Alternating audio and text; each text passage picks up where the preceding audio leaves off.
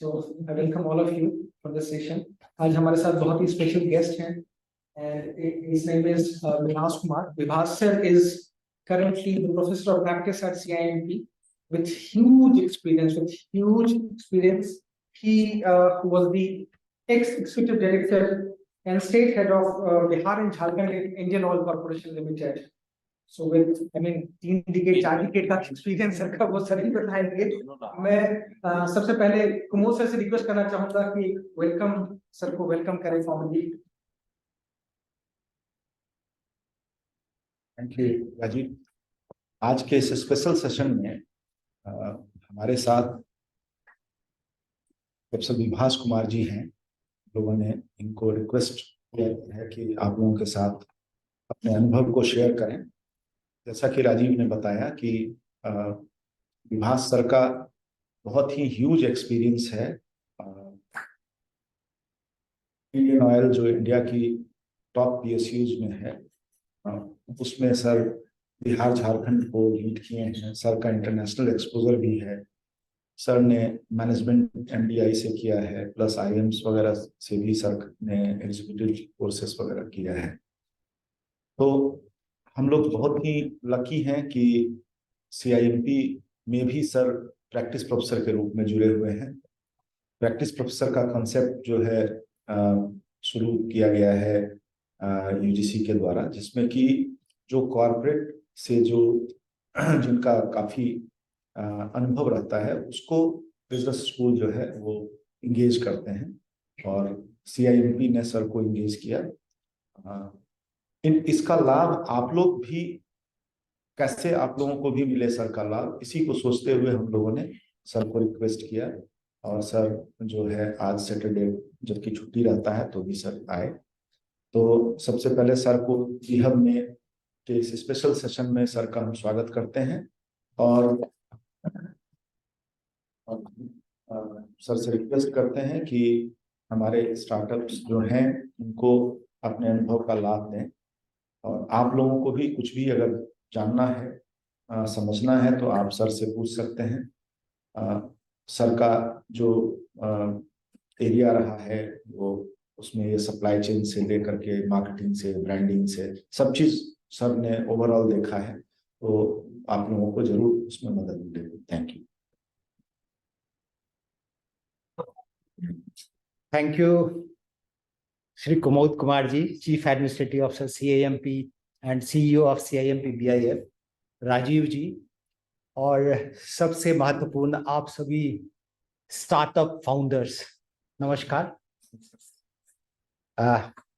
सबसे पहले मैं बिहब के CIMP के BIF कुमोद जी को और राजीव जी को बहुत बहुत धन्यवाद देना चाहता हूँ।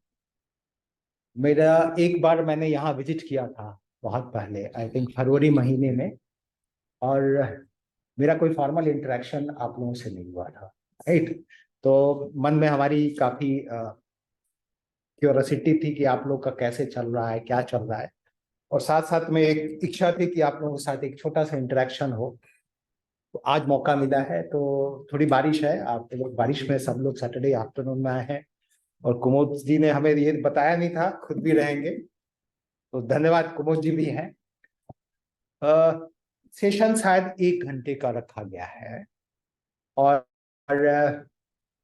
मैं ये चाहता हूं कि अगर आप लोगों को टाइम को थोड़ा बहुत फ्लेक्सिबल करना और देर भी हो जाए तो कोई मेरे तरफ से ओके, ठीक है। क्योंकि मैं दूसरी बात ये कहना चाहता हूं कि अगर मैं सिर्फ वन वे कम्युनिकेट करूंगा तो फिर फायदा नहीं, बुक का बहुत सारे चीज कोई फायदा नहीं होगा। आज का टॉपिक हम लोगों ने रखा है वो leveraging ethical value system, ethics के बारे में रखा है। उसको इथिक्स को how will you leverage for the benefit of your organisation, ये टॉपिक है।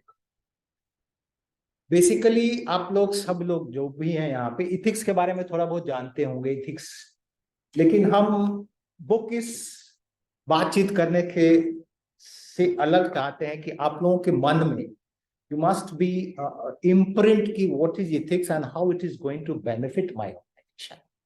So that is the purpose. So maybe 45 minutes or so we will be talking.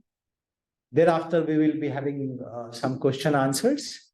And if you feel in between also, feel free.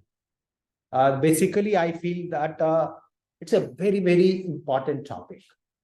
In my 36 years of service with Indian Oil Corporation, one thing which I have realized that any organization, any person, or for any business entity who value this important aspect is bound to succeed. In the reverse is also true. If ethical system is not understood in the organization somehow will trip somewhere. So मैं एक छोटा सा quiz के साथ आप quiz मतलब एक छोटे से सवाल के साथ आप लोगों को थोड़ा सा इंटरेस्ट जगाता हूं. एक ऐसे स्टार्टअप का नाम बताइए जो फीफा वर्ल्ड कप का मेन स्पॉन्सर 2022 का रहा. Byju. Okay, very good. Right, अब उससे रिलेटेड एक और सवाल है. एक और कंपनी 2010 में मेन स्पॉन्सर थी फीफा. अब मैं कंपनी का नाम तो बता दूंगा तो आप लोग समझ जाएंगे कि हम क्या इंडिकेट करना चाह रहे हैं. तो another company which has sponsored earlier main sponsor, छोटे मोटे स्पॉन्सर तो बहुत होते हैं, that was way back in 2010 which was Satyam computers. तो ये दोनों कंपनी के बारे में आप just back of the mind में रखिए, हम और ज्यादा कुछ कमेंट नहीं करेंगे. We only apprehend and think that the biggest edtech company of the country, Satyam computers. आप उस समय बहुत छोटे होंगे. उसने एक और कंपनी इंफ्रास्ट्रक्चर की बताई थी, माइटास. तो सत्यम को उल्टे तरफ से लिख दो. And it was on the top news for quite some time for the reasons which everybody wanted to avoid, right? मैं आ रहा हूं टॉपिक पे. तो ये जो अभी इतनी बड़ी एडटेक कंपनी है जिसका वैल्यूएशन शायद $22 billion, right? Edtech company world में जो फीफा वर्ल्ड कप को स्पॉन्सर कर रही है और उसके ऑफिसेज शायद 120 कंट्री में ऑफिसेज हैं, और इतने रेवेन्यू जनरेट करते करते सडनली 2021 में क्या हुआ? What happened in 2021? तो उसका अभी अगर आप 21 का फाइनेंशियल रिजल्ट देखेंगे तो बायजू का रेवेन्यू है 2000 करोड़ का, लॉसेज है 4500 का. लॉस में तो बहुत कंपनियां रहती हैं, बट 2000 के रेवेन्यू में 4500 करोड़. तो ये एक bag all of a sudden नहीं होता है. Any company who was showing minor losses and all suddenly showing 4500, उसके पहले आप देखोगे करीब 200 करोड़ 250 करोड़ ऐसे प्रॉफिट लॉस चल रहा था. स्टार्टअप के टर्म में क्या बोलते हैं? कैश बर्न है. अब एक फैशनेबल वर्ड है, कैश बर्न कितना है आपका, राइट? यही होता है ना. तो सडनली 4000 करोड़ का जो लॉस हुआ है वो एक साल का लॉस नहीं है. There is something going on, right? So there the books of the company, books of accounts जो है, some fudging is going on. उसको इन्फ्लेट करके एक फैशन है जो स्टार्टअप लोग बहुत सारे लोग करते हैं कि आप अपने बैलेंस शीट को, अपने टर्नओवर को, अपने रेवेन्यू को इन्फ्लेट करिएगा, कंपनी की वैल्यूएशन को बढ़ाइएगा, तो और भी आपके इन्वेस्टर आएंगे, फंडर्स आएंगे, फंडिंग होगी. That's the concept. So many company try to attempt और try to be benefited by this method. तो आप लोगों को क्या लगता है कि ये जो बैलेंस शीट को मैनेज करना, इसे क्या कहते हैं? इसको what is this? Is it a good practice or bad practice? Simple word में, before I come to the topic of ethics. Is it good for the company? आज कंपनी का जो प्रॉफिट नहीं आ रहा है, हमारा गो टू मार्केट के लिए हम प्रोडक्ट नहीं रेडी हैं, हम मार्केट में चले गए, पिचिंग किए, फंडिंग किए, फंड आ गया, शॉर्ट टर्म के लिए गुड। फिर उसको 4x, फिर उसको 10x की बात करते हैं। तो ये जो एक कंसेप्ट है, बहुत सारे startup right at the beginning get tempted, right? So there starts my topic of the day. अगर organization में the foundation of the organization, if you start by doing some manipulations, you will become a Baidu in future. You will become Satyam in future. एक और company के नाम, जब भी ethics की बात आती है तो मैं थोड़ा सा और भी बता दूं, वर्ल्ड में जब एथिक्स की बात आती है तो एक सीमेंस कंपनी को आप सभी लोग जानते हैं, राइट? सीमेंस बहुत सारे फील्ड में है, right? Electrical panel, medical equipments, construction also, वो बहुत सारे कंट्रीज में पहले थे, right? It's a basically German company. No one time what happened, ये काफी कंट्रीज में प्रेजेंस है सीमेंस का, उस समय भी था। And to grab the business, some of the country had the system of passing on some profit to the beneficiaries. So they started with one country, वहां पे गवर्नमेंट के कॉन्ट्रैक्ट्स लेने के लिए they gave the some kickback, right? जिसको हम यहाँ पे और भी भाषा में बोलते हैं ना, right? तो slowly it became so big that one night the company news came in the worldwide, the news was spread, and overnight the share prices of the company got boom. And in nutshell, within 1 year, the company was into reds. But इसको Siemens की story को इसलिए बताया जाता है, thereafter Siemens took not many steps. पहला तो उनके सीईओ को ओवरनाइट, जो ओनर लोग थे, बोर्ड थे, उन्होंने चेंज किया, नए सीईओ को लाए, and they has formulated such a compliance system. compliance system बोला जाता है कि किसी भी ऑर्गेनाइजेशन में आप अपने कंपनी के रूल्स जो बना रहे हैं उसको कंप्लाई करने के लिए एक चीफ कंप्लायंस ऑफिसर होता है, राइट? हर इंस्टीट्यूशंस का होता है, ठीक है, कोड ऑफ कंडक्ट जिसको बोलते हैं। तो वो सारे चीज को बदलकर now they are such a strong company on the compliance, on the ethics, that their example is given at all the organizations. वहां पे एक हर चीज को डिफाइन किया गया, every aspect of the operation, every aspect of the conduct, how who will meet. जैसे siemens का एक ऑफिसर हमारे साथ, मैं श्रीलंका में पोस्टेड था, वो उस होटल में था जिस होटल में मैं रुकता था, ट्रिंकोमली जगह का नाम है। तो बॉम्बिंग हो रही थी, थोड़ा सा मतलब ये सब भी आपको बता दे। तो उसको मैंने बोला आ जाओ मेरे गेस्ट हाउस में, हम जा रहे हैं वापस, हम जाते थे प्रोजेक्ट में। बोला नहीं sir, I cannot travel along with anybody unless the approval comes from his headquarter which was in Austria. So ये सारे जो नॉर्म्स होते हैं हर ऑर्गेनाइजेशंस के, once you start building up your startup आप हैं, कल को आप कंपनी आपकी जब बड़ी होगी, so unless your foundation is strong, you will have problem. So what is that foundation we are going to talk today? Foundation क्या है, राइट? उस पे हम लोग अभी थोड़ी चर्चा करेंगे, राइट? जरूरी है। बायजू की कहानी सुन लिए हम लोगों ने, बायजू के पहले सत्यम तो खत्म ही हो गया, ठीक है, और हम अभी देख रहे हैं कि बायजू किधर हेड कर रहा है। ऐसे कितने ही बायजू है कंट्री में, वर्ल्ड में। बायजू तो इसलिए कि इतनी बड़ी कंपनी है और बहुत सारे investor, soft bank, Japanese bank, lot many people have invested, बड़े बड़े कंट्री के वर्ल्ड के इन्वेस्टर्स हैं। तो वो नीचे जा रहा है तो it is on the top of the news. But छोटे बायजू बहुत सारे होंगे जिनके यहाँ पे बहुत सारे प्रॉब्लम आते हैं। एक छोटा सा और स्टैटिस्टिक्स अगर आप देखें तो स्टार्टअप्स अभी कितना है कंट्री में रजिस्टर्ड स्टार्टअप्स? आप सभी लोग स्टार्टअप्स है ना? अप्रोक्सीमेटली करेक्ट, 96,000, 1 लाख के आसपास है, राइट? तो एक सर्वे के अनुसार जो स्टार्टअप स्टार्ट करते हैं अगले 2 से 3 साल में कितने स्टार्टअप बंद हो जाते?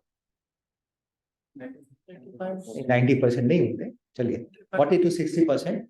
तो बहुत सारे स्टार्टअप जो बंद होते हैं, बहुत सारे रीजन होते हैं, राइट? फंडिंग का होता है, गो टू मार्केट के लिए नहीं रेडी है, बहुत सारे रीजन है। बट उसमें एक ये भी होता है, आप जब रीजन तो ये आया कि वो मार्केट के लिए रेडी नहीं था, रीजन तो ये आया कि उसमें इन्वेस्टमेंट नहीं मिला, राइट? लेकिन उन सब के पीछे जो बेसिक स्ट्रक्चर है, बेसिक फाउंडेशन की अगर आप बात करें, तो वो स्टार्टअप्स जिनकी फाउंडेशन अच्छी होगी, उस पे इन्वेस्टर्स लोग कॉन्फिडेंस रखते हैं। आप अपने पैसे कहाँ लगाना चाहते हैं? आप भी म्यूचुअल फंड में या और भी बहुत सारे कंपनी के शेयर खरीदते हैं, तो कंपनी के शेयर खरीदते समय आप क्या देखते हैं? हेल्थ भी देखते हैं ना। तो हेल्थ के अलावा आप ये भी देखते हैं ना कि ये कंपनी का रेपुटेशन क्या है, ट्रस्ट क्या है। तो ट्रस्ट वर्दी कंपनी जैसे टाटा है, इंडिया में टाटा और ट्रस्ट की जब बात आती है तो टाटा का नाम आता है। क्यों आता है?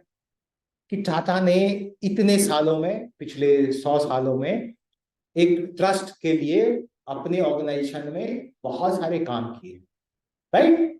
तो कोई भी जब ऑर्गेनाइजेशन आप सेटअप कर रहे हो, तो इस चीज को आप टेम्प्ट हो, खासकर जब स्टार्टअप हुआ, तो आपके पास हर रोज इथिकल डिलेमा आएंगे। इथिकल डिलेमा क्या होता है? कि आपको लग रहा है कि ये चीज सही नहीं है, राइट? लेकिन कंपनी का प्रॉफिट के लिए आप चाहोगे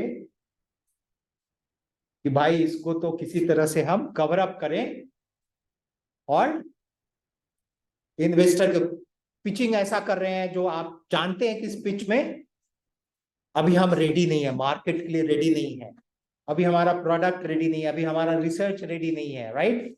but still we pitch, right? Okay, एक स्टेप पे जब चले गए, अब फिर और आगे चलते हैं, कुछ फंड आ गया आपके पास, आपकी प्रोडक्ट जो है, प्रोडक्ट रेडी नहीं है, प्रोडक्ट पे आपको बहुत काम करना है। तो कुछ लोग क्या करते हैं, फिर टेम्प्ट हो जाते हैं प्रॉफिट के लिए, तुरंत मार्केट में अपने प्रोडक्ट को लॉन्च कर दिए, राइट? हर स्टेप पे आपको, हम अभी वर्ड यूज कर रहे हैं, इथिकल डिलेमा आएगा, राइट? तो ये इथिकल डिलेमा को ओवरकम जो कर गया पहले, कि आप अगर आपकी फाउंडेशन सही है, मैं बार बार एक वर्ड यूज कर रहा हूं फाउंडेशन, में बताऊंगा क्या है फाउंडेशन। तो अगर आपकी स्टार्टिंग ठीक है, आपके बेसिक्स ठीक हैं, आप अपने मोरल वैल्यू सिस्टम को ठीक रख रहे हो, तो आप शुरू में स्ट्रगल करेंगे, लेकिन बाद में आपको गिरने का चांस कम हो जाएगा। So what is the ethical foundation, आप बताएं कोई? अगर आपकी कंपनी जब बन रही है, कोई भी ऑर्गेनाइजेशन होता है, तो उसके कंपनी में एक डॉक्यूमेंट बनाया जाता है, राइट?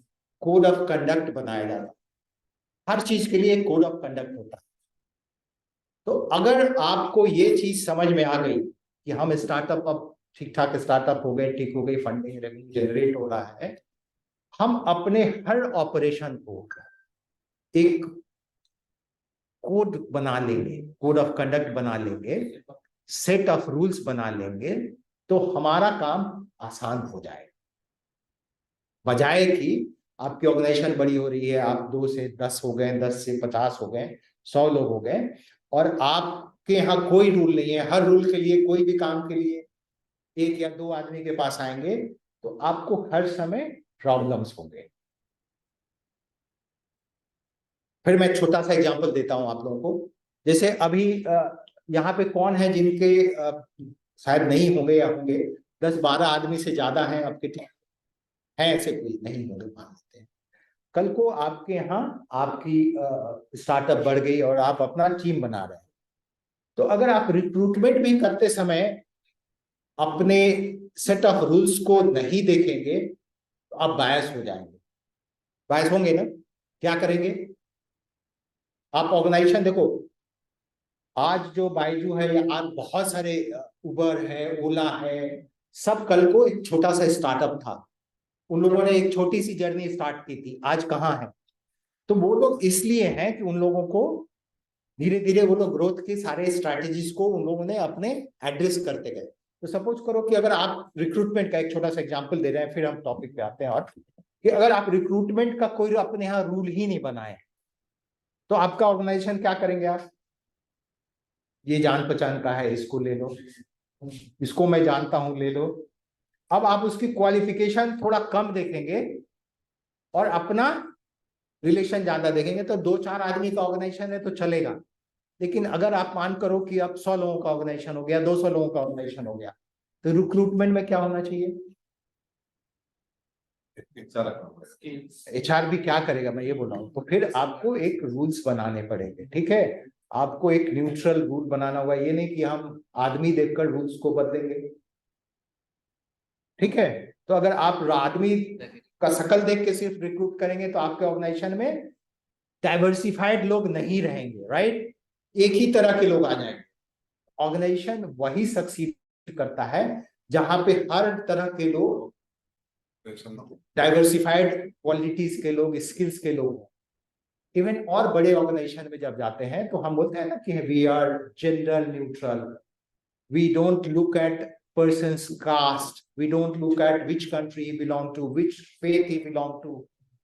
ये सारे चीज हम केवल एम्प्लॉय के लिए नहीं करते हैं, फिर हम क्या करते हैं? वेंडर के लिए भी करते हैं कि हम जब कॉन्ट्रैक्टर कोई वेंडर को एंगेज करेंगे तो हम उसके सिर्फ उसी पैरामीटर को देखेंगे जिसका हमें जरूरत है, राइट? कि हम उसके स्किल्स को जो हमें काम देना है, will not look it to he is belonging to which religion, he is belonging to which gender, he is belonging to which country.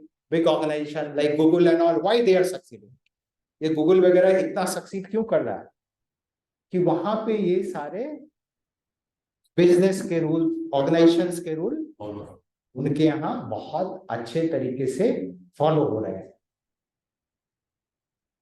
Right? आप बताएं कि अब हम बिजनेस इथिक्स कहां पे हैं, क्या बात कर रहे हैं? हम थ्योरी बोलने से नहीं होगा, इसलिए मैं चाह रहा हूं कि आप लोगों को आपके दिमाग में ये सब्जेक्ट जाए कि बिजनेस इथिक्स कितना जरूरी है। सीमेंस का एग्जांपल अभी आपको भी होगा कि एक प्रोडक्ट को बेचना है तो किसी साहब को मैनेज करना है सरकार में, तो आप मैनेज करें कि नहीं करें, ठीक है? अगर आप करेंगे तो आपके नीचे वाले भी करेंगे, तो पूरे ऑर्गेनाइजेशन का ये कल्चर हो जाएगा। फिर आपका किसी ना किसी दिन एक्सपोज होंगे और सबके लोग बिहाइंड द बार हो सकते हैं। So what is business ethics? हमने रिक्रूटमेंट का बता दिया, हमने काम देने का बता दिया, और बताएं और छोटा छोटा एग्जांपल और क्या करते हैं, सेल करने का बता दिया। So for everything there is a set of rules in the organization if you make, that's called business ethics. तो बिजनेस इथिक्स और लॉ में क्या अंतर है? जो अनइथिकल है वो अनलॉफुल है, कानूनी गैर कानूनी को इथिक्स बोलते हैं, कानून को जो मानता है उसी को इथिक्स बोलते हैं। आर वी टॉकिंग की जो चीज गलत है वो गैर कानूनी है? इथिक्स और लॉ में क्या रिलेशन है? ठीक है, बट जो इथिकल है वो सारा लॉ में कवर्ड है। So ethics goes beyond the law. There are many things which is not addressed at the legal level, okay, law level. Rule ये नहीं बोलेगा कि आप ब्लैक और व्हाइट दोनों को लेना ही पड़ेगा, but there is some moral system of the organization that we don't differentiate on the skin color while recruiting the person for the organization, right? Why are we doing it? Because we want a organization which is only on the based on the merit. ठीक है? सो इससे क्या फायदा होता है? क्यों ये सब बातें करें हम? क्यों ये सैटरडे को शाम में 4:30 बजे विभाष कुमार जी इथिक्स उथिक्स की बात करें? हम तो स्टार्टअप है, हमें क्या फायदा? पहले हमने थोड़ा सा फायदा क्या है, घाटा क्या हो सकता है वो बता दिया, अब हम फायदे की बात करते हैं, right? So ethics, business ethics is a set of rules which governs the organization, enterprise or a startup or a company, which will also address ethical dilemma. आपके ethical dilemma रोज आएंगे। कोई एक ऑफर देगा कि आप ये प्रोडक्ट बनाओ, ये प्रोडक्ट हेमंत के स्कल से बना हुआ, एक टूथपेस्ट आपको बनाने के लिए दिया गया, आपका उसमें प्रॉफिट भी होगा, लेकिन आपको पता चला कि इसमें जो प्रोडक्ट हमारा जो OEM है कहीं से सप्लाई कर रहा है, उसमें आदमी का स्कल का बोन बोन है, ठीक है। These are all very very simple ethical dilemma which a company has to decide at the beginning, हम इसको करेंगे कि नहीं करेंगे। There is nothing like absolutely no, there is nothing like absolutely yes. So each business organization have to also formulate some processes. हमारे यहाँ CMP में भी है, कोड ऑफ कंडक्ट है। अगर कोड ऑफ कंडक्ट एक इंस्टीट्यूशन में, जैसे हम इंस्टीट्यूशन में है, तो कोई सी लड़के ने इनडिसिप्लिन कर दिया, तो हम क्या हर लड़के के लिए अलग अलग रूल देखते जाएंगे? तो हर बार अलग अलग पनिशमेंट होगा, फिर वो लड़का कोर्ट में जाएगा, तो भाई पिछले बार ये हुआ था, इस बार तो हमने भी एक कोड ऑफ कंडक्ट बना के रखा। इंडियन ऑयल कॉर्पोरेशन में भी एक बहुत बड़ा कोड ऑफ कंडक्ट है। जैसे मैं सीमेंस वाले का लड़के का एग्जांपल दिया, सर हम जाने के लिए आपके साथ ट्रैवल करेंगे आपके कार में, तो मुझे ऑस्ट्रिया में मेरा बॉस बैठा हुआ, वहां से परमिशन लेना होगा। I can not move, I remain in the hotel, bombing हो रही है, हो रहा है, होने दो, बट मूव करने के लिए हमें परमिशन लेना है। So every company will have some rules आपके लिए, ये नहीं कि अब IOC वाला रूल या CMP वाला रूल या फिर सीमेंस का रूल आप पे लागू होगा। आपको अपने ऑर्गेनाइजेशन के लिए, अपने बिजनेस के लिए आपका set of rules for operation, for finance, for recruitment, for selling the product, for clearing the product, for quality of the product, everything you will have to today और टुमारो फॉर्मुलेट, सो दैट कि आप जब बड़े हो जाए, MD हो जाए, ये हो जाए, आपके नीचे के लोग भी हर चीज के लिए नहीं आए। इनडिसिप्लिन किया तो सब लोग जाएगा डायरेक्टर के पास या CEO के पास, tell me what should we do, तो वो सोचेंगे कि अच्छा इसका नाम क्या है, देखता हूं। ऐसा नहीं हो सकता, ऑर्गेनाइजेशन ऐसे नहीं चल सकता, ठीक है। आपका प्रोडक्ट का जो सप्लाई चेन है, अब मैं और थोड़ा सा समझा रहा हूं, मैं बहुत सिंपल करके समझाने की कोशिश कर रहा हूं, अदरवाइज फिर वो थ्योरेटिकल भाषा में बोलने से फायदा नहीं है। इथिकल सिस्टम में आपके सप्लाई चेन के जो सप्लायर्स हैं, जितने भी सप्लाई चेन में है, उनका भी इवैल्यूएशन होता है। आप प्रोडक्ट खरीद रहे हैं, तो क्या वो जो प्रोडक्ट आप ले रहे हैं, is it morally, ethically sustainable है, ग्रीन प्रोडक्ट है? क्या हम जो प्रोडक्ट रॉ मटेरियल ले रहे हैं, इसमें चाइल्ड लेबर इन्वॉल्व है? क्या ये लेबर कॉम्प्लायंट है? आपको शायद पता होगा कि नहीं पता होगा कि अगर बहुत सारे ऑर्गेनाइजेशन है, जैसे गूगल है, तो बहुत सारे ऑर्गेनाइजेशन में हर प्रोडक्ट के लिए सप्लायर को सर्टिफिकेशन देना होता है। बहुत सारे सर्टिफिकेशन है, जैसे उसमें मूवी देखते हैं आप लोग ना, मूवी में एक शुरू में आता है डिस्क्लेमर कि यहाँ पे किसी भी एनिमल को हार्म नहीं किया गया। ये क्यों आता है? आता है ना। वैसे ही आप अगर एक अच्छे सस्टेनेबल ग्रीन ऑर्गेनाइजेशन में जाएंगे, तो अगर आप कुछ सप्लाई करेंगे, रिलायंस में, इनरल, बहुत सारे ऑर्गेनाइजेशन, वो सारे में नहीं है, धीरे धीरे आ रहा है, तो वहां पे आपको एक कॉम्प्लायंस फॉर्म भरना है। आपका प्रोडक्ट जो भी बना है उसमें 1 से लेके 21 तरह का चीज आपको भरना होगा। एक आध चीज आपको बता देना है, मैंने ज्यादा चीज बताने लगे तो आप घबराएंगे।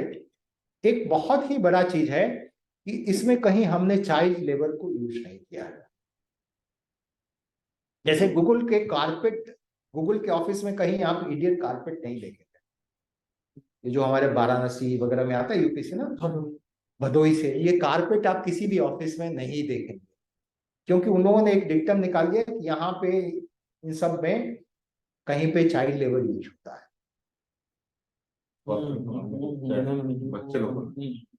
तो अगर हम गूगल जैसे ऑर्गेनाइजेशन आप बनाने जा रहे हैं, तो आप वहां तक देखेंगे कि आपके सप्लाई चेन में जितने भी स्टेक होल्डर्स बोलते हैं, राइट, जितने भी स्टेक होल्डर हैं, वो सारे के सारे फुल्ली कॉम्प्लायंट हो हमारे अनुसार। हम कोई भी ग्रीन प्रोडक्ट बनाएंगे, तो हमारा ऐसा कोई भी प्रोडक्ट हम नहीं लेना चाहते हैं, आज के डेट में ग्रीन और सस्टेनेबल ये वर्ड आप सभी लोग जानते होंगे, जहां पे ऐसा यूज हो रहा है जहां पे नेचर को हार्म हो रहा हो, ठीक है, चाइल्ड लेबर यूज हो रहा है, जहां पे लेबर लॉ का वायलेशंस हो रहे हैं। आप लोगों ने सुना होगा, देखो बात करने के बहुत चीजें जो आप समझाएंगे तो आप समझ जाओगे। अब एप्पल जैसी एक कंपनी है, इतनी बड़ी कंपनी है, मैंने गूगल का नाम लिया, एप्पल का नहीं लिया। हाँ, अब एप्पल एक कंट्रोवर्सी में हमेशा रहती है, गूगल भी आती है, बड़ी बड़ी कंपनियां जब बहुत सारी कंपनी में रहेंगे। तो एक कहानी आप लोगों ने, स्टोरी मतलब एक इंसिडेंट आप लोगों ने सुना होगा कि उनकी जो असेंबली फैक्ट्री है चाइना में, ताइवान में, तो अभी उनके असेंबली जो जहाँ पे है फॉक्सकॉन कंपनी है, उन लोग अपने को बचाने के लिए क्या करते हैं, फॉक्सकॉन बना रहा है, हम उससे ले रहे हैं, तो मैन्युफैक्चरिंग हो रहा है फॉक्सकॉन में। तो फॉक्सकॉन का जो वहां पे मल्टी स्टोरी बिल्डिंग है, उस बिल्डिंग के आप देखोगे कि चारों तरफ 4 मीटर तक ऊपर में नेट लगा हुआ है, नेट, जैसे कंस्ट्रक्शन के समय लगा रहता है ना, जैसे नेट लगा हुआ है। वो किसी को स्टोरी पता है क्यों लगा हुआ है? वो इसलिए लगा हुआ है कि वहां पे हर महीने 10-15 सुसाइड हो रहे। ये बहुत बड़ा न्यूज था 5-7 साल पहले। Why the laborers were jumping? The lady, especially the lady laborers, जो असेंबली कर रही है फोन का, they were jumping into from the going onto the top, वहां से जंप कर रही हैं। वो क्यों कर रही हैं? बहुत ब्रीफ में, कि चाइना गवर्नमेंट जब कंस्ट्रक्शन को ड्राइव कर रहा है, मैन्युफैक्चरिंग को ड्राइव कर रहा है, तो उनका एक ही टारगेट रहता था। हमारे यहाँ जैसा नहीं है कि लेबर इंस्पेक्टर, लेबर लॉ, 8 घंटे काम, पानी, ये वो, फैक्ट्री इंस्पेक्टर, फैक्ट्री लॉ। उन लोगों का गवर्नमेंट के जो ऑफिसर थे उनको एक ही था, कोई भी कंपनी है उसको इतना सपोर्ट दो कि वो प्रोडक्शन 24/7 जितना करता रहे। Now they went so hard on the labour that lady labours को भी वो लोग टाइम नहीं देते थे 5-10 मिनट रेस्ट करो। और उनका रूल था कि शुरू में जो फर्स्ट ईयर है, they will not be paid, they will be only learning to assemble the phone. तो फ्रस्ट्रेशन में महीने में 5-7-10-15 सुसाइड होने लगे। Why I am talking this, कि बहुत सारे जगह में लेबर लॉ का वायलेशन होता है। अब ये कंट्रोवर्सी आई तो एप्पल पे भी क्वेश्चन किया गया और उन्होंने फॉक्सकॉन के नाम से ये कर दिया। But if you are a good company, if you have to buy phone, you will not like to buy a phone जिसमें कुछ लोगों का इतना एक्सप्लॉइटेशन हुआ है ना। So you have to give a compliance like that on many subjects that we follow।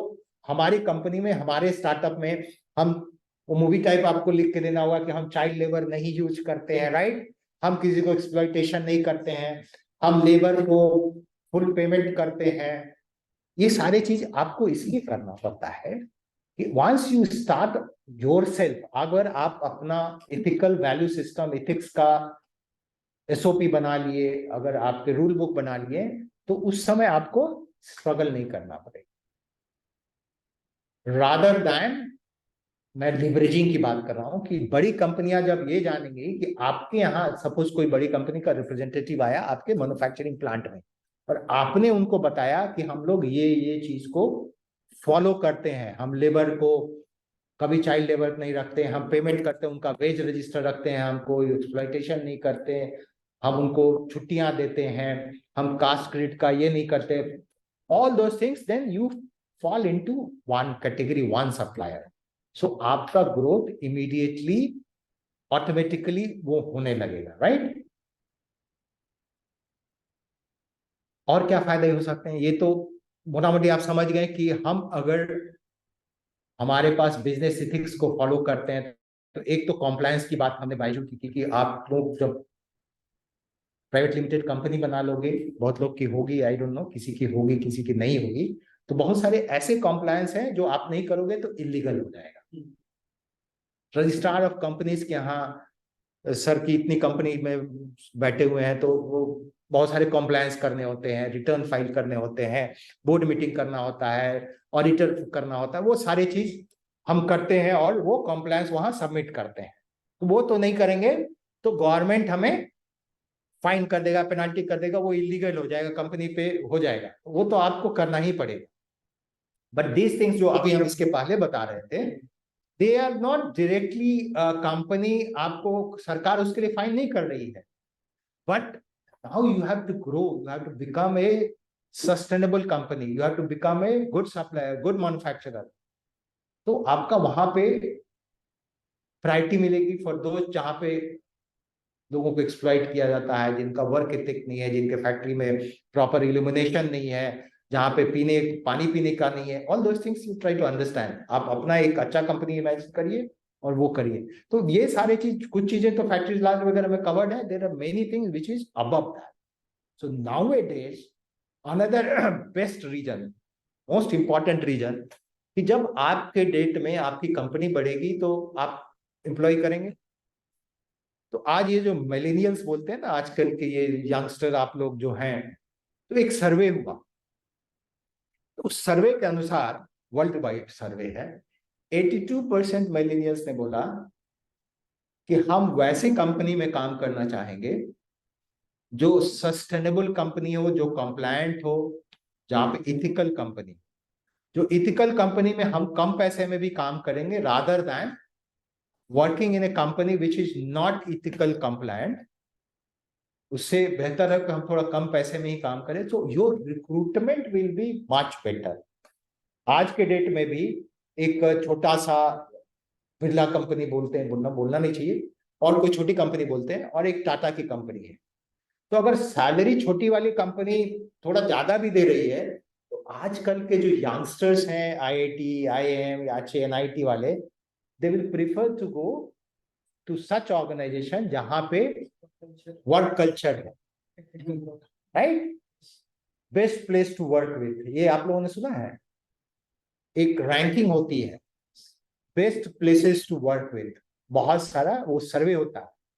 उस सर्वे में भी इथिकल कंप्लायंस करने वाली कंपनियों का रैंकिंग बहुत ऊपर होता है। आप नाम भी नहीं सुने होंगे, आप सोचेंगे कि बस रिलायंस को ही नंबर 1 पे होना चाहिए, ये होना चाहिए, but you will find that there are companies who are ranking much above, because उनके यहाँ सारे चीज ट्रांसपेरेंसी होती है। अगर आप इथिकल होने का फायदा सबसे बड़ा क्या है, once you are making set of rules, आप डिसीजन लें या आपके नीचे आपके जीएम लें, आपके मैनेजर लें, they will take the same rule,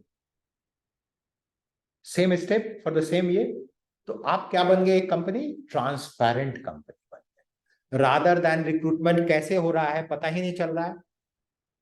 तो ट्रांसपेरेंट रिक्रूटमेंट का भी आपने एक रूल बना दिया है। आपकी कंपनी, आप 500 लोगों की कंपनी होगी तो वो एक हो रहा है। फिर धीरे धीरे आपका हर एक्टिविटीज को आप ट्रांसपेरेंट करेंगे, तो आपका जो नीचे का ऑर्गेनाइजेशन के नीचे के लोग रहेंगे, they will also form a culture of openness, transparency. तो आप अपने स्टार्टअप में एक चीज बहुत इंपॉर्टेंट है, आप ट्रांसपेरेंसी को रखें। जो भी आप काम करते हैं, आपके प्रोडक्ट की ट्रांसपेरेंसी, आपके हर डीलिंग की ट्रांसपेरेंसी, ऑपरेशन की ट्रांसपेरेंसी, प्रोडक्ट प्रोक्योरमेंट की ट्रांसपेरेंसी, सप्लाई चेन की ट्रांसपेरेंसी होनी चाहिए। से क्या फायदा होगा, आपके ऑर्गेनाइजेशन में टैलेंट्स रिक्रूटमेंट में आसानी हो रही है, राइट? अच्छे टैलेंट आ रहे हैं, अब हर कुछ ठीक से हो रहा है, फिर उससे और बड़ा क्या फायदा है, व्हाट इज बेटर, और सबसे बड़ा फायदा क्या हो रहा है, आपने रूल्स बना दिया इथिकल, आप कंप्लायंट हो गए, रूल्स वगैरह के सारे फॉलो कर रहे हैं, आपके यहाँ अच्छे अच्छे टैलेंट्स आ रहे हैं, व्हाट एल्स, ट्रस्ट बिल्डअप हो रहा है, राइट? मार्केट में आपका ट्रस्ट हो रहा है। आप लोग बहुत सारे पिच देखते होंगे, तो आपने ये देखते होंगे कि अभी जो क्या नाम है वो, शार्क टैंक देख रहे हैं, और भी बहुत सारे देख रहे होंगे। तो वहां पे जब पिच हो रहा है, तो कई बार ये देखे होंगे कि वो शार्क जो भी है लोग, वो बोल रहा है कि भाई हम प्रोडक्ट को तो नहीं बिलीव कर रहे हैं, बट ये बंदा बड़ा सही दिख रहा है, he is looking very very authentic. Authentic कहाँ से आ रहा है, कि वो अपने चीजों को इस तरह से रख रहा है, वहां पे जो जजेज हैं वो जज कर रहे हैं कि ये आदमी ऑनेस्ट है, ये ऑनेस्टली हर चीज को रख रहा है, तो उसका भी ट्रस्ट बिल्डिंग हो रहा है। तो इन्वेस्टर ट्रस्ट पे इन्वेस्ट करता है, प्रोडक्ट ठीक नहीं है, लॉस जा रहा है, बट बना लेंगे, बोलता है ना, क्यों हम लोग मिलके बना लेंगे, यही बोलता है ना। सो ट्राई टू अंडरस्टैंड, ये जब भी कोई बैठता है ना, आपकी रेटिंग होती है, बहुत बार होता है, तो आपको देखा जाता है कि आप जो बोल रहे हैं वो कितने ट्रांसपेरेंट वे में, कितने ट्रस्टवर्दी वे में बयान देते हैं। आप जो सच बताएंगे, सही बताएंगे, उसमें लोग जज करते हैं, इसलिए जज होते हैं ना, बूढ़े लोग, बुजुर्ग लोग या एक्सपीरियंस लोग, जो लोगों ने अच्छी अच्छी कंपनियां बना ली है ना। So that is why people are there to जज you. So transparency, trust building is the stepping stone for making a big organisation. हो गया? और क्या फायदा हुआ? What else? फिर हम बताएंगे कि कैसे हम इथिकल सिस्टम बनाएंगे। अभी सिर्फ फायदे की बात कर रहे हैं। और क्या हो गया? ट्रस्ट हो गया। तो ट्रस्ट बनना तो क्या हुआ? अच्छा है। ठीक है, तो आपके प्रोडक्ट की ब्रांडिंग हो रही है, आपकी कंपनी की ब्रांडिंग हो रही है। अब अगर आप एक सप्लायर, आपके बगल में वो सप्लायर हैं, आपने उनको दिया और उन्होंने आपकी पूरी देख ली, आप ट्रस्टवर्दी हैं, आपके यहाँ ट्रांसपेरेंट है, आपके यहाँ रूल्स हैं, आपके सप्लाई चेन में कोई गड़बड़ नहीं है, लॉ कॉम्प्लायंट है, आप अनएथिकल नहीं है, तो आपका जो दूसरे किसी को वो जरूरत पड़ेगी तो वो उनको रेफर करेंगे, आप वहां से लीजिए, तो आपका ब्रांड स्लोली बढ़ता रहेगा। तो जब भी आप कोई भी चीज का पिच करें, कोई भी प्रोडक्ट का, तो कभी भी गलत नहीं करें, जहां तक रहे वहीं तक करें। मैं अपना एक छोटा सा एग्जांपल दे रहा हूं। अभी एक मैं शार्क टैंक में देख रहा था, आप लोगों ने सब देखा होगा। तो एक केरला का आया बनाना चिप्स वाला, केरला बनाना चिप्स, राइट? किसी ने ऑर्डर किया, देखने के बाद खाया ना, तो मैंने ऑर्डर करके मंगाया, राइट? बट मंगाने के बाद वहां पे जो पिच में था तो मुझे गैप लगा, राइट? क्योंकि मैं बनाना चिप्स बहुत सारा, बहुत स्टेट में, मैं बहुत मतलब स्टेट में रहा हूँ, बहुत जगह रहा हूँ, तो साउथ में भी काफी रहा हूँ। तो what I am trying to do, अब दोबारा हम कभी भी वहां नहीं ऑर्डर करेंगे। तो you have to be very authentic when you are pitching your product. और आप पिच करके ट्रांसपेरेंट वे में, इथिकल वे में आपकी ब्रांड बढ़ गई, ठीक है? तो ब्रांड वैल्यू आपका जब बढ़ा तो रेवेन्यू बढ़ा। यही तो आपको चाहिए, और क्या चाहिए? Brand loyalty, right? Brand royalty बढ़ रही है, ब्रांड वैल्यू बढ़ रहा है, आपके ट्रांसपेरेंसी बढ़ रही है, आपके यहाँ टैलेंट्स आ रहे हैं, आपके यहाँ इन्वेस्टर्स आ रहे हैं। बट होता क्या है, आपके एज में जरूर होता है, हमारे भी बहुत लोगों को मैं जानता हूं, कि जब आप स्ट्रगल कर रहे हैं ना, you all are struggling at the beginning, तो आप सोचते हैं कि ये इथिकल कंप्लायंस के चक्कर में मेरा तो और 2 महीना निकल जाएगा प्रोडक्ट मार्केट में। वहां पे एक आपको रोज डिलेमा आएगा, हर समय आपको हर स्टेप पे डिलेमा आएगा। ये बंदा मेरे को रिक्रूट करना है, ये मैं जानता नहीं हूँ, पता नहीं क्या करेगा, मैं तो इनको जानता हूँ, ये मेरा बहुत अच्छा है, इसको रख लेता हूँ, ये कम में ही काम करेगा। तो हमने उसकी बाकी क्वालिटी जो साइकोमेट्री की, उसके टैलेंट देखे, वो सबको, तो every step you will have ethical dilemma. That is why it is very important. आप ऑर्गेनाइजेशन में हर समय थोड़ी आप बोलेंगे कि मुझे IM लेना है, तो हर चीज के लिए एक आप अपना स्टैंडर्ड ऑपरेटिंग प्रोसीजर बना लीजिए, एक सेट रूल्स बना लीजिए हर प्रॉब्लम के लिए, कि भाई हम बोन्स वगैरह को, जैसे आपने बताया स्कल है, आपको टूथपेस्ट बनाना है, लेकिन उसमें ह्यूमन का स्कल का कहीं से आ गया इंग्रेडिएंट्स में, तो आपको बनाना है कि नहीं बनाना है, वो आपको कॉल लेना है। एक बार कॉल ले लिए तो अगली बार आपको प्रॉब्लम नहीं आएगी, राइट?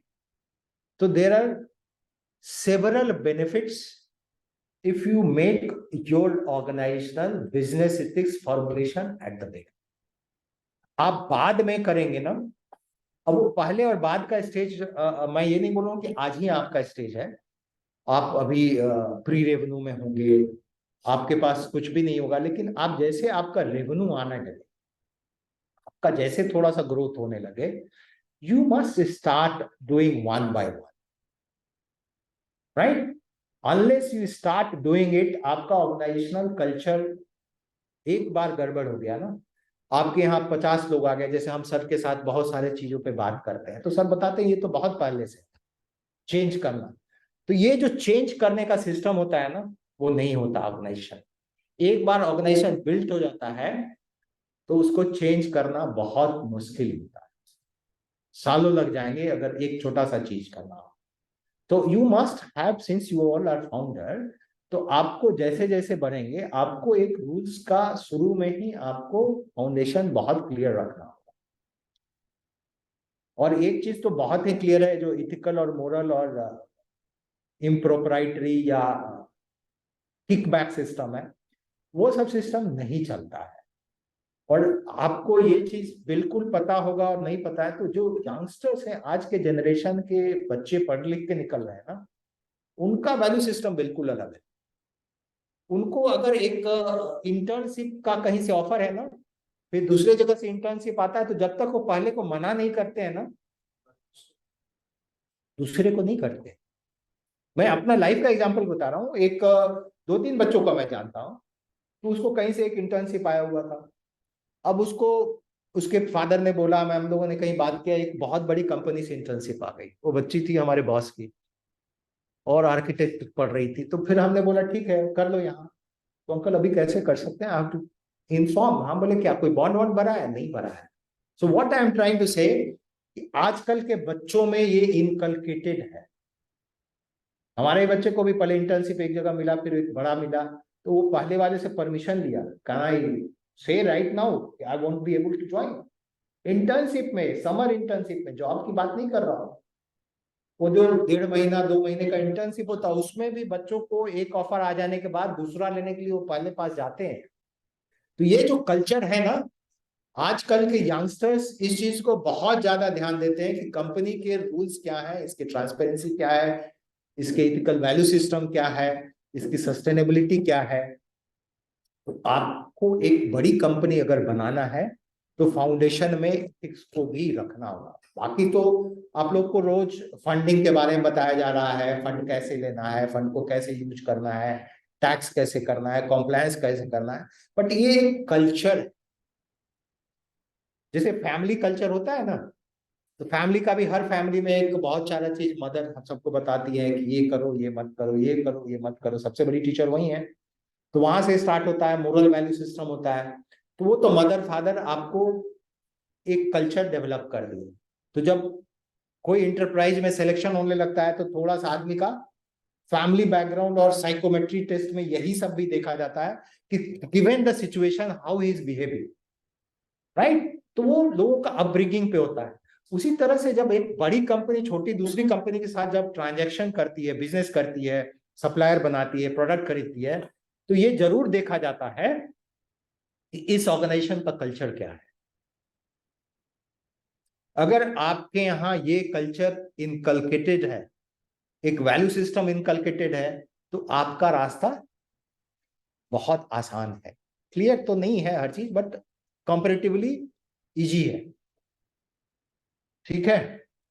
तो बिजनेस एथिक्स लीगल नहीं है, लीगल के और आगे जाकर है। ठीक है। जो चीज इथिकल है वो जरूरी नहीं लीगल है, जो लीगल है वो इथिकल हो सकता है। ठीक है। तो रिवर्स इज नॉट ट्रू। तो आप एक बिजनेस का कर्व अगर बनाएंगे, सर्किल बनाएंगे, तो प्रॉफिटेबल बिजनेस करते हैं, लीगल करते हैं, तो दोनों का इंटरसेक्शन जो होगा, ठीक है, वहां सेफ है। एक और सर्किल खींचना होता है, third circle, which is called ethical value system.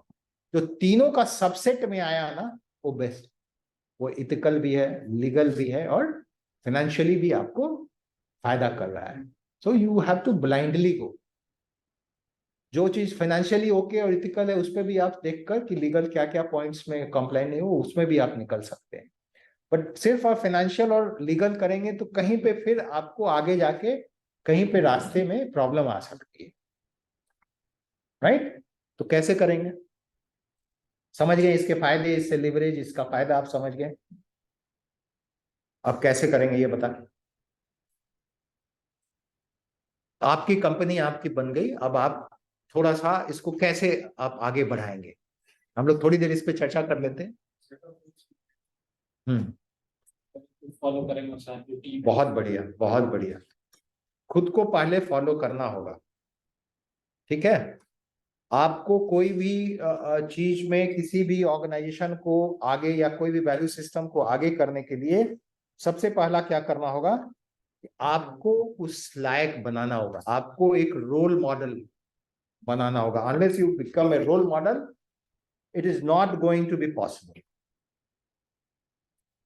तो आपको सबसे पहले आपका बिजनेस का कोर वैल्यू अपने ऑर्गेनाइजेशन का एक डिफाइन करना होगा। एट द अर्ली स्टेज हम लोग बात किए कि बाद में नहीं होगा कि 5 साल बाद करेंगे, ठीक है। तो आपको अपना कोर वैल्यू सिस्टम डिफाइन करना होगा और अर्ली करना होगा, ठीक है। ये तो हो गया। नेक्स्ट क्या है कि आपको जब कोर वैल्यू को बना रहे हैं तो उसमें एक एक्सपर्ट से इथिकल सिस्टम को इंटीग्रेट करना होगा कि जो भी आप डिफाइन कर रहे हैं वो इथिकली सही है। जैसे हमने बताया ना कि चाइल्ड लेबर, तो ये सारे चीजों को आपको समझ के एक बना लिया, ठीक है। You developed a core value of your organization at the beginning. Beginning का मतलब हम यही बोल रहे हैं कि जब आपका रेवेन्यू आने लगे, आप 5-10 से ज्यादा नंबर पे आ जाए, 10-12 लोग हो गए तो आप उस पे लग जाइए, ठीक है। नेक्स्ट क्या हुआ, बहुत अच्छा बोला, आपका क्या नाम है? विकास ने बोला कि आपको लीड बाय एग्जांपल करना होगा। आप दूसरे को बोलेंगे कि ये करिए और आप अपना गलत, अपना कुछ रोल मॉडल नहीं है तो नहीं चलेगा। आप लोगों ने ऐसे बहुत सारे ऑर्गेनाइजेशन, सर ने तो देखा है, मैंने भी देखा है कि जिस ऑर्गेनाइजेशन में जो ओनर है या जो फाउंडर है वो पूरे टीम को एज ए मेंबर लेके चल रहा है, नॉट एज ए एम्प्लॉयर। हम एक बहुत बड़ी कंपनी को जानते हैं जो बोलता है मैं यहाँ कोई बॉस नहीं है, no relation of boss and subordinate, everybody we all are equal. तो एवरीथिंग इज ट्रांसपेरेंट। और मैं देखता हूँ एक दिन भी अपने नीचे में एक बंदा है, उसको सर ही बोलता है, एज में बड़ा है, but he is boss, he is GM, but GM बड़े हैं एज में तो सर ही बोलते हैं और बहुत अच्छी तरह से पता है, उसकी सैलरी देते हैं, सब कुछ वही करता है, बट सर बोलते हैं। तो ये ऑर्गेनाइजेशन में उस आदमी को जिसको रिस्पेक्ट मिल रहा है कहीं जाएगा नहीं। तो कहने का ये मतलब है कि उसको सब लोग मानता है कि ये बहुत अच्छा है। तो यू हैव टू बिकम, जब इथिक्स की बात कर रहे हैं हम, तो इथिकली भी आपको रोल मॉडल बनना पड़ेगा। यू कांट डू कि बाहर में आप गए तो आप सरकार में गए तो वहां पे आप खुद से किसी को कुछ ब्राइब कर रहे हैं और आप अपने नीचे वालों को बोले ब्राइब मत करो। So everything you have to do by role model. You have to inculcate all those cultures which is ethically right. Setting an example. Things move loud. Yes. So you have to set an example. तो उससे आपके organisation में क्या होगा, जब आप इस तरह के रोल मॉडल बनेंगे तो एक ओपन ऑर्गेनाइजेशन। अदर एक बॉस आया, चैम्बर के अंदर घुस गया और चैम्बर के अंदर क्या हो रहा है आपको पता नहीं, वो किससे बात कर रहा है क्या नहीं, बस आपको बाहर में आके ज्ञान दे दिया। ऐसे ऑर्गेनाइजेशन स्टार्टअप नहीं होते।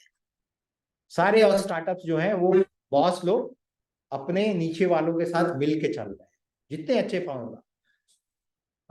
मैं कुछ और स्टार्टअप को ध्यान में कर रहा हूँ, जैसे मेरा बेटा भी एक स्टार्टअप में काम करता है यूएस में, तो हमेशा अपने बॉस को ऐसे ही बोलता है, उसको नाम से बुलाता है। बोले यार ऐसे क्यों बोलता है, अरे यार, और आगे भी बोलता है तुम ही बात करता है। अपने एम्प्लॉयर, तो हमारे यहाँ यही कल्चर है, यूएस में है।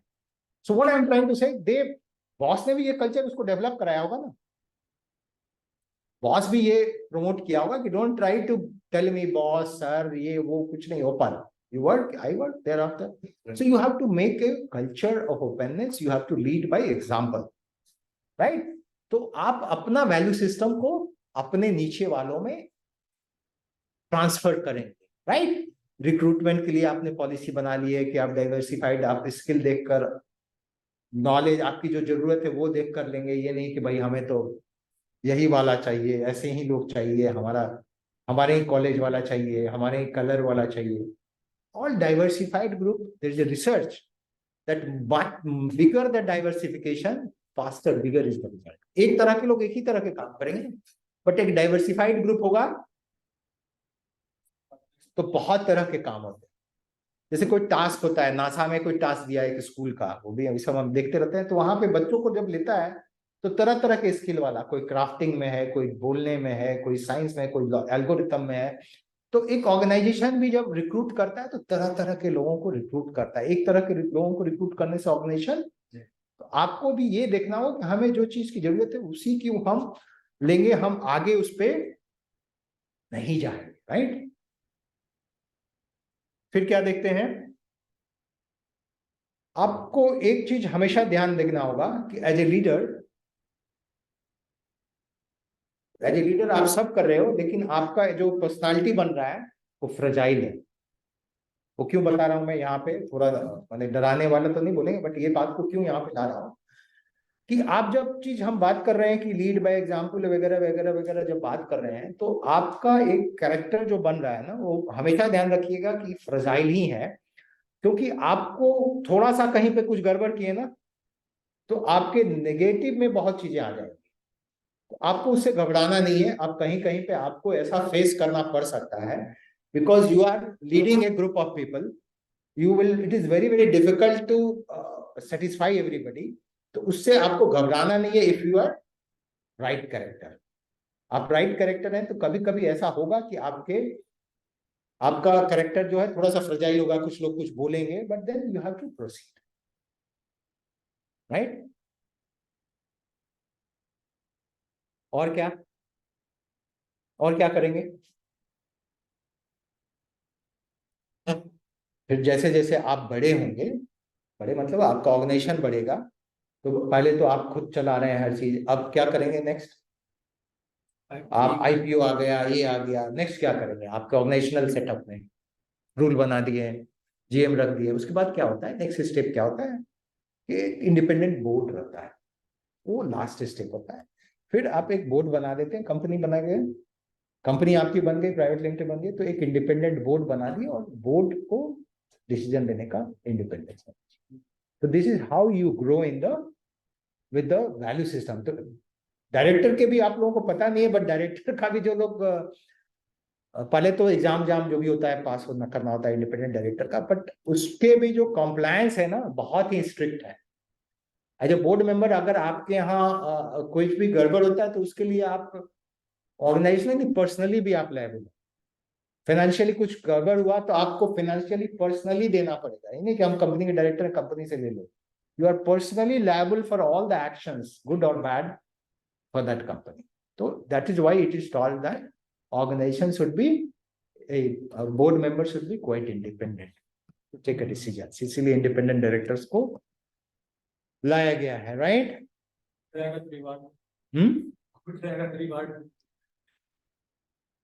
ठीक है, अभी तक ठीक है?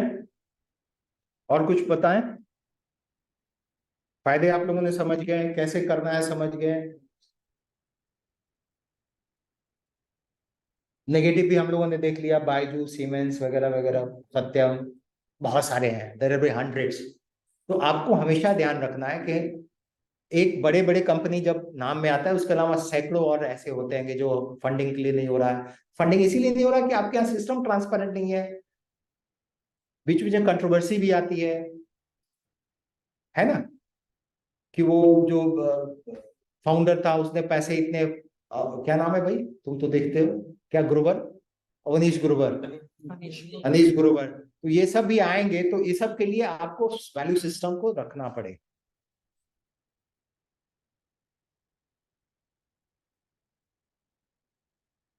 बट आपको लगता है यहां तक बात करने से कि ये एथिक्स की जरूरत ऑर्गेनाइजेशन में है कि नहीं है ना? देखो, हम सिर्फ स्टार्टअप के लिए नहीं बात कर रहे हैं, हम जिस कंपनी में थे, जहां जिस ऑर्गेनाइजेशन में थे, पीएसयू में थे, हम इस बात को बड़ा स्ट्रांगली बिलीव करते हैं एज ए इंडिविजुअल कि अगर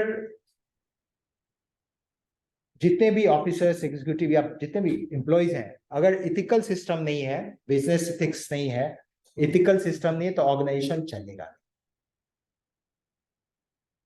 बहुत बड़े ऑर्गेनाइजेशन में क्या होता है कि 2% 5% अनइथिकल कोई आ गया एम्प्लॉय, कोई ऑफिसर एम्प्लॉय जो भी आ गया, तो उस पर एक्शन होता है, कॉम्प्लायंस ऑफिसर आप एक्शन लेते हैं, उसको बाहर कर देते हैं।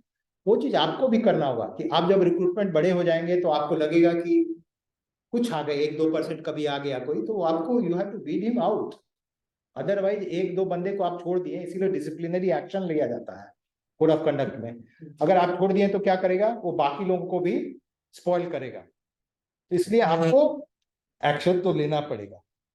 For any organization I am telling कि अगर 1-2 आदमी आ गए और परमानेंटली रह गए, ग्रोथ कर गए, तो ऑर्गेनाइजेशन को खोखला कर देते हैं। So you have to be very careful in your business enterprise, since you are going to build your own enterprise. that business ethics is very, very important. There should be zero tolerance for unethical practices. And if you consider all those things of making your organization an ethical organization, a compliant organization, a sustainable organization, your brand value will increase, you will attract talent at a lesser cost, you will become a trustworthy, आपके revenue बढ़ेगी, आपका growth होगा. And there is no much cost for ethics compliance. Ethics compliance के cost नहीं है, but रास्ते थोड़े rigid हैं. वो क्या है ना कि आपको उस समय बहुत इथिकल डायलेमा को एड्रेस करना बहुत जरूरी है. भाई चलो ना, इसको अभी निकालते हैं, पिच को गलत कर दिया, रिक्रूटमेंट को गलत कर लिया, प्रोडक्ट को थोड़ा सही नहीं किया और मार्केट में चले गए और शॉर्ट टर्म नहीं कर, तो दैट अनइथिकल नहीं करता, राइट. एंड ये चीज ऐसा नहीं है कि आपको बुक्स में पढ़ने से होता है. You have to personally as a founder believe yourself. अगर आप में बिलीव नहीं है, ये लिख के रख लो कहीं पे डायरी में, आपके ऑर्गेनाइजेशन में नहीं है. और ये प्राइवेट ऑर्गेनाइजेशन में, छोटे ऑर्गेनाइजेशन में हमेशा आएगा. तो भाई अगर हम इथिकली देख रहे हैं तो ये तो नहीं हो रहा, मेरा तो कुछ नहीं है, बस बंद हो रहा हो. But then you have to address those ethical compliances. ऐसा नहीं कि अब एकदम, there will be way out. There will be always a way out for addressing the problems. ऐसा नहीं है कि रास्ता ही बंद है. So you have to define your goals, define your rules, and you have to proceed. और अगर आपके नॉलेज में भी आ गया कोई एक गलत एक्शन हो गया है, you have to immediately take corrective action. उसको आंख नहीं बंद कर लीजिएगा कि फिर ये हो गया, चल गया तो चलने दो, तो फिर दूसरा कोई पकड़ लेगा, तो फिर ऑर्गेनाइजेशन पे प्रॉब्लम आएगी. अंडरस्टैंड? अदरवाइज इथिक्स पे बहुत कुछ ऐसे बात करने के लिए है, बट अगर आप लोगों को कंफ्यूजन बहुत होता है जब इथिक्स को पहली बार मैनेजमेंट में पढ़ाया जाता है, तो बहुत सारे कंफ्यूजन्स होते हैं. तो मैंने इथिकल टर्म्स को हटाकर बहुत सिंपल करके आपको आपके यूज के लिए बताया है. बट अभी आप लोगों को ऐसा कुछ लगता है कि और भी इसमें कुछ पूछना है, आप पूछ सकते हैं. ठीक है. At this moment, maybe one more session when we will come, we will be talking about some more fundamental rules, how to inculcate and all. But then right now, first day के लिए इतना काफी है. Thank you. ठीक है. इस study जो है वो को रेफर कर सकते हैं कि नहीं, जो अच्छे ऑर्गेनाइजेशन है जिनकी अच्छी बनी हुई एथिकल कोड ऑफ कंडक्ट बना हुआ, उससे कंटेंट को हम अपने, हाँ बिल्कुल लेना चाहिए. एक जैसे अभी हमने भी नोट्स में रखा है कि एक जब आप कर रहे हैं तो एक लर्निंग आपको अपने पीयर से लेनी है. पीयर से लर्निंग, इसलिए हम एग्जांपल्स दे रहे हैं ना. बायजू नाम ले, देखो वो अभी बंद नहीं हुई है. अगर ओपनली आ जाए तो हम कंडेम करें, but it is there. Satyam का नाम लिया, वो बंद हो गई. But what I am trying to say, one of the thing which is very important, good question, that when you are building you have to learn from your peers. ऐसी कोई company हो जहां से कुछ ऐसी घटना घटी हो, उससे लर्न करना है. आपको पता है ये जो फेसबुक का है, इन लोग काफी स्ट्रगल किए, तो उनको एप्पल के उन्होंने बताया कि भाई आप ऐसे करो. People learn from each other. There is no success without a struggle, and for success there is always a story. So you must refer. Siemens की केस स्टडी पढ़ाई जाती है. आप ethics, corporate business management Google करोगे तो siemens आ जाएगा, right?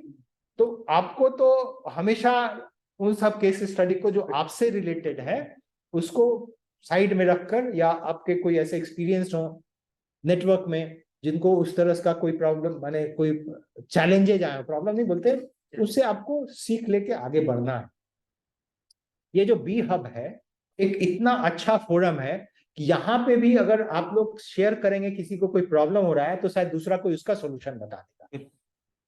ये जो कलेक्टिव, ये जो यहाँ पे सेंटर है, इसका सबसे बड़ा एडवांटेज ये है कि यहाँ पे कॉमन प्रॉब्लम्स एड्रेस होता है. साथ साथ में इंडिविजुअल को भी आप शेयर जब करेंगे ना, तो हो सकता है सिमिलर सिचुएशन दूसरे कोई फेस कर रहे हो.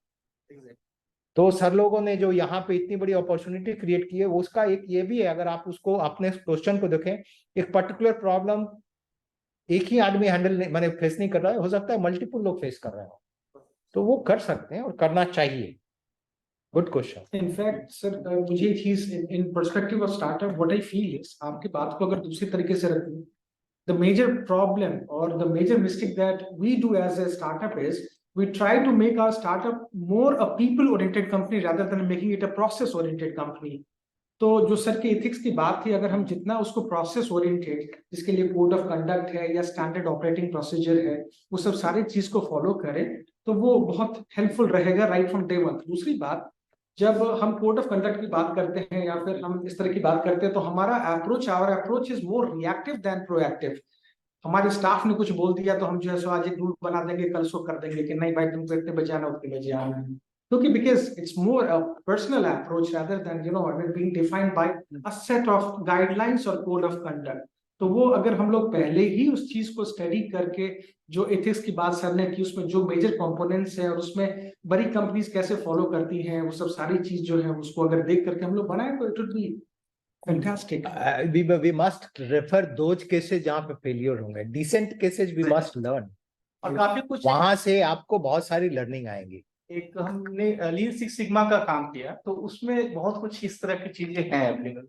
को एक सबसे बड़ा इथिकल आज के डेट में आईटी रिलेटेड है डाटा प्रोटेक्शन, जो सब लोग करते हैं, और ये बहुत ही अनइथिकल है। If you are taking a data from your client, the rule says without asking that client you can't give it to third party. तो ये जो आईटी इंडस्ट्री है ना, यहाँ पे ये बहुत बड़ा अनइथिकल एक स्टेप है। सो इफ यू गारंटी, हम लोग क्यों कहीं पे कुछ खरीदने के मोबाइल नंबर मांगता है तो क्या बोलते हैं, नहीं देंगे, तो हम जानते हैं हमारे पास फिर कल से आने लगे, तुरंत वो सेल हो जाता है data. But if you are sure that you are putting it mobile your number at a place और email at a place where you will not be used by others, then definitely you will be happy to give it. So these are the examples. Short term के लिए sir unethical चला जा सकता है कुछ समय के लिए, जब तक कि रेवेन्यू जनरेट हो जाए कुछ। अभी इतने बातचीत करने के बाद आप बताओ। क्योंकि बायजूस मैंने वो चिप का एग्जांपल क्यों दिया, मैंने वो चिप्स का, केरला वाले चिप्स का, जो लोग एपिसोड नहीं देखे हो, मैंने जानबूझकर ऑर्डर भी किया क्योंकि मुझे अच्छा लगता है। बट वहां पे जितनी बातें हमने कर ली, वहां पे जितनी बातें की गई थी और हमने वेरीफाई किया, right? So it is not the unique one, so next time we will not do. So unethical ये भी आता है कि आप गलत पिच देते हो। If you are giving a pitch which is exaggerated, don't give ना। आप जितना है उतना ही तक दीजिए, ऐसा जरूरी नहीं कि आप एग्जैगरेटेड पिच दीजिए, एग्जैगरेटेड। आप लोग कितने लोग उसमें लेवल्स पढ़ते हो, कोई भी प्रोडक्ट खरीदते हो, खासकर रीडेबल नहीं, बहुत लोग नहीं पढ़ते होंगे, बट अगर आप पढ़ेंगे और उसमें कुछ ऐसा चीज निकल गया, आप सब लोग आजकल हेल्थ प्रोडक्ट बात करते हैं, सस्टेनेबल प्रोडक्ट बात करते हैं, हेल्थ का कुछ भी बात करते हैं, बट उसमें पढ़िएगा तो पता चलेगा कि शुगर इतना परसेंट है या सॉल्ट इतना परसेंट है, इट्स गॉन ना। So what I am trying to say, don't exaggerate. If you exaggerate, it become unethical. You say that these are my, right now these are my, बात को समझिए जो कर रहे हैं आप, अनइथिकल नहीं जाइए। आप बताइए कस्टमर को कि ये मेरा अभी प्रोडक्ट यहाँ पे है, I am trying to go next step, को इन्फॉर्म कर देना है। आपको हर जगह को अलावा राइटिंग में, प्रोडक्ट्स में, प्रोडक्ट स्पेसिफिकेशन में, everywhere you have to be ethical, because where you are losing your customer you don't know. तो अनइथिकल तो आपको एक दिन भी नहीं चलना है। अनइथिकल ये नहीं हुआ कि आपके प्रोडक्ट में कोई प्रॉब्लम है, अनइथिकल ये है कि आप उस प्रॉब्लम को हाइड कर रहे हैं। Try to understand. आप बोलिए कि मेरा प्रोडक्ट आज के डेट में यहां तक है, we are still working, we will go next stage, but we have come to market that this is, we feel that at this stage it can go to market with these specifications. अब ये जो इतनी कंपनियां हैं वो यही रहेंगी, जो प्रोडक्ट आज जो लॉन्च हुए हैं, लेट्स से बोट, अब बोट की जो प्रोडक्ट है वो जहां पे है वहीं तो नहीं रहेगी ना, they have gone to the market but they are claiming what they have, that's why it is being accepted, tomorrow they will be at the next level. So don't become unethical by trying to say something which you are not, you be ethical only that yes we have done so much. आप एक चाय बेच रहे हैं और चाय में आप बोलिएगा कि बस शुगर नहीं है लेकिन है शुगर, तो अनइथिकल होगा। आप बोलिए शुगर है अगले बार, but next time I will replace it, products हैं बहुत सारे हैं। So unethical anyway which you feel unethical, don't allow it. You can, देखो बहुत सारे केस आप पढ़ोगे ethical dilemmas, which is very very important. What is ethical dilemma? How you will address? ऐसा नहीं होता कि बस बंद कर दिया, इथिकल डिलेमा आया तो कहानी वहां बंद नहीं होती है। इश्यू ये आता है कि how will you address those ethical dilemma, which is most important. तो रोज आनी है In your case, I just said that you just don't hide. You're hiding something that becomes unethical. Good question. बहुत सारे brand over commitment करते हैं marketing campaign के through, वो ethical है या फिर नॉन एथिकल? इसको कैसे मतलब प्लान करना चाहिए अगर मार्केटिंग कैंपेन में हम लोग ओवर कमिटमेंट या फिर एग्जाम्पल दो। चढ़ा बढ़ा के बोलना? हाँ हम समझ गए, थोड़ा एग्जाम्पल दो तो तुम ही बता, आप ही बता दोगे कि सही है कि गलत है। मैं ये चाहता हूँ आप कोई चीज का एग्जाम्पल लो, फिर आप बताओ तो आप बताओगे कि इथिकल है कि अनइथिकल है। जैसे मान लीजिए चाय का ही अगर एग्जाम्पल दूं तो चाय कोई मतलब चाय पीने के बाद इस टाइप का मतलब एक्सपीरियंस हो सकता है, या फिर डिफरेंट डिफरेंट। देखो हेल्थ प्रोडक्ट तो खासकर पानी नहीं है, हाँ बहुत सारे नहीं, तो कोई भी चीज को वो क्लेम करना जो वो नहीं है तो इथिकल कैसे हुआ? हमने ले लिया, खरीद लिया एक बार। वो एक कहानी सुने हो ना, काठ की हांडी बार बार नहीं चढ़ती, और आप ही के भाषा में बता रहे हैं।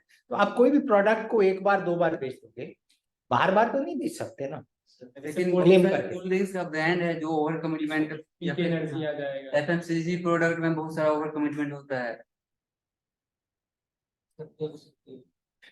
See, I mean, these ads are, I mean, देखो एक वो अलग एक सब्जेक्ट है जो ऐड है ना, जो ऐड का सर यहाँ पे बैठे हुए हैं, guided by certain rules and regulations. तो वहां पे एक अलग कहानी है, कहाँ तक जा सकते हैं और कहाँ के आगे आपको लाइन की जैसे अभी Fair आगे and जैसे अभी in the case of recent case of Fair and Lovely, they had to change their name. Because अभी एक recent जो है, सो किसी ने केस किया था कि ये क्रीम लगा करके मेरा तो कुछ नहीं हुआ, and the name was changed. The court issued a guideline कि आप उसका नाम चेंज कर दीजिए, और आप ये नहीं बोल सकते कि इन फेयरनेस क्रीम को लगा करके आप गोरे हो जाएंगे, so the name was changed to Fair and Glow. And ऐसे बहुत सारे केसेस में जो है, so these brands had to pay heavily to the customers. तो मतलब वो परव्यू के अंदर में होता है, और जो फ्लॉट करते हैं उसे रूल्स रेगुलेशंस को दे हैव टू हेल्थ से रिलेटेड अगर कोई प्रोडक्ट है और उसमें अगर आप कुछ गलत ये कर रहे हैं तो उसका तो वो तो बहुत heavy। इथिकल तो छोड़ दीजिए, उसके जो magic and drug remedies act है उसके तहत उसमें बहुत पेनल्टी है। आई थिंक आज इतना आप लोगों के माइंड में आ गया कि इथिकल रहने से और सिस्टम बनाने से आपकी कंपनी को फायदा ही होगा, इतना तो आप समझ लीजिए। और ऐसा कुछ भी नहीं है, मैं फिर रिपीट कर रहा हूँ कि आपको कि 2-4 साल अनइथिकल रहना कुछ इशू ही नहीं है। आपका प्रोडक्ट में आप अनइथिकल को हम कैसे बोले, आपके एग्जांपल दीजिए, आप क्या बोलना चाह रहे हैं?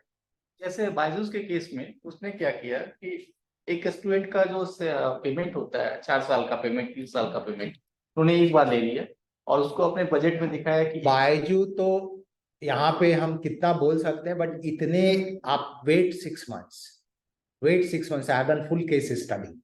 बायजू तो यहाँ तक चला गया है कि वो जो कंप्यूटर बेचते हैं और लैपटॉप बेचते हैं जहाँ पे आकाश या क्या क्या लोग, तो किसी बच्चे ने बोला हम नहीं ले पाएंगे तो उनके पेरेंट्स को क्या मैसेज देता है, वो मैसेज दे रहा है कि आपका बच्चा तो गया और आप कुछ नहीं कर रहे हो, फेल हो गया। दे आर पुशिंग, और उनकी मार्केटिंग तो strategy they are doing all unethical as per my understanding is sustain करने के लिए। और बाकी तो fudging of the balance and all shit तो किए, वो तो पब्लिक में है, सो कोई नहीं चल सकता। It is actually playing with the emotions of the parents. What I am trying to say, your product basically आप जो प्रोडक्ट या सर्विस पे कर रहे हो, सर्विस को ओवर मत करिए, आप वहीं तक लिखिए जहां तक आप उसको प्रोटेक्ट कर सकते हैं। Don't go overboard and you try to improve upon. ये जो माइक हम इतना अच्छा बोल रहे हैं, पहले हम लोग कैसे माइक में बोलते थे? तो क्या उस समय माइक मार्केट में नहीं जाती थी? हम एग्जांपल दे रहे हैं, तो क्या उस समय किसी को पता था कि ये फ्यूचर में ऐसा माइक है, नहीं आने वाला? बट उस माइक में ही बोलता है कि कॉर्डलेस होगा, आवाज इतना, उस समय बेचता तो अनइथिकल हो जाता है, लोग कल के खरीद के वापस कर देते, भाई ये तो बिना कॉर्ड का चल नहीं रहा है, right? So I am giving example that you don't be overstating all those things, you be ethical in your product, your service, your employment, your employees. आपके एम्प्लॉय फिर क्या करेगा? अब एक चीज गलत करोगे तो आपका एम्प्लॉय तो बोलेगा मालिक नहीं है, वो तो आप एक कॉर्नर कट करे वो पूरा ही कट कर देगा, वो तो आधा है क्या, वो खाली डब्बा ही भेज देगा। तो ट्राई टू अंडरस्टैंड कि आपके ऑर्गेनाइजेशन में क्या बनेगी, आप किस तरह के ऑर्गेनाइजेशन बन जाए। ठीक है। सर जब ऑर्गेनाइजेशन का मतलब सिचुएशन सही नहीं हो, हम्म। उस टाइम एम्प्लॉय ले आउट करना वो एथिकल होगा या फिर कैसे हैंडल करना चाहिए जब मतलब कंपनी का सिचुएशन बढ़िया चलो नहीं। ये यहाँ का सब्जेक्ट नहीं है, बट फिर भी हम बात कर सकते हैं। अगर कोई भी एम्प्लॉय आपका अगर आपके क्राइसिस चल रहे हैं तो बहुत सारे आप केस पढ़ोगे, जैसे उन्होंने बताया ना, तो लोग सबसे पहले क्या करेंगे कि बताना है। अगर आप बाकी को बताएंगे ही नहीं कि आपका प्रॉब्लम चल रहा है और एक दिन जाकर चुप से येलो पिंक स्लिप दे दिए तो वो अनइथिकल हो जाएगा, वो प्रॉब्लम होगा। देयर आर मेनी ऑर्गेनाइजेशंस, खासकर स्टार्टअप, आप लोगों के यहाँ आएगा ये चैलेंज, तो उन लोगों ने फेस किया कि they are not able to pay, तो दे डिस्कस्ड विद 10 लोग होते हैं, 20 लोग होते हैं, 50 लोग होते हैं, and there are cases, there are stories, there are cases where though employee says कि no issue, stick with you, हम आपके साथ हैं, अभी हम सैलरी इतना कट करते हैं। कोविड में क्या हुआ, सब लोगों ने अपनी सैलरी खुद कट की, राइट, कि हमारी सैलरी 50% कर दो, 30%। कोविड के समय बहुत लोगों ने, बहुत सारे स्टार्टअप बंद हो रहे थे, तो जो लोग बच्चे लोग कहीं मिला, कुछ लोग साथ रहना, नहीं मुझे आप 50% दो, हम साथ हैं। बहुत लोगों को फंड की कमी हुई तो कुछ लोगों ने, अभी हम एक और भी देख रहे थे, कोई पढ़ रहे थे, तो अपने सेविंग से वहां पे फंड डाले, जो ऊपर के 20-25 लोग थे उन्होंने फंडिंग कर दी, बाकी लोग चलता रहा, बाद में आ गया। So there will be many cases which you have to handle. The problem का ये नहीं है कि ये करना एथिकल है, ये नहीं करना। इशू है कि आर बी ट्रांसपेरेंट, आप बता रहे हैं, आपका बैलेंस शीट आपके सबको पता है कि आपका पेमेंट नहीं हो रहा है, तो वो खुद ही आएगा ना, भाई अभी हम लोगों को क्या करना है। अब एज ओनर आप कुछ बताओ ही नहीं, आप दिखाओ कि हमारा तो प्रॉफिट बढ़ ही रहा है, शायद कोई फंडिंग वाला, कोई इन्वेस्टर हमें कुछ फंड कर दे, वो अनएथिकल, समझ गए। इतना फ्रिक्वेंटली मतलब मैसेज डिलीवर करना, ऐसा कुछ भी नहीं है कि उसका कोई फ्रीक्वेंसी है, यू आर ट्रांसपेरेंट है तो ट्रांसपेरेंट है। ने बताया ना कि ऑर्गेनाइजेशन स्टार्टअप तो कल्चर यही है ना। अभी हम लोग बात कर रहे थे तो हमें राजीव जी ने बताया कि हाँ सर ये चैम्बर नहीं है, ये ट्रांसपेरेंट है, ये स्टार्टअप का कल्चर है, ये कोई चैम्बर नहीं है।